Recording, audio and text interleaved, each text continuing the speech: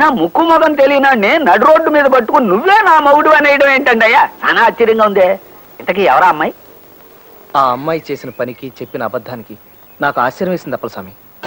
అలా తను నన్ను కొంత దూరం తీసుకెళ్ళాక నాకు భయమే సాగిపోయాను. చాలా హెల్ప్ చేశారు. థ్యాంక్స్ అండి. మీరు నేను మీకు తెలియకపోయినా మీరు నా కాలేజీలో సీనియర్గా బాగా తెలుసు. ఇందాక గొడవ చేసిన రాస్కెల్ నాకు తెలిసిన ఇంట్లో 1 నెల రోజుల క్రితం ఇలాగే గొడవ చేసి డబ్బు తీసుకెళ్లాడండి. ఆ బ్యాచ్కి అదే వృత్తి. అందుకే వాళ్ళు మళ్ళీ మీ చుట్టూ వల పన్నుతుంటే చూస్తూ ఊరుకోలేకపోయాను. ఇంకో మార్గం ఏం తోచక అంత అబద్ధం ఆడాల్సి వచ్చింది. ఇంకా నయం కదండి. ఆ కంగారులో మీకు మెదడు పనిచేసింది. నాకైతే బ్రెయిన్ ఆఫ్ అయిపోయిందండి.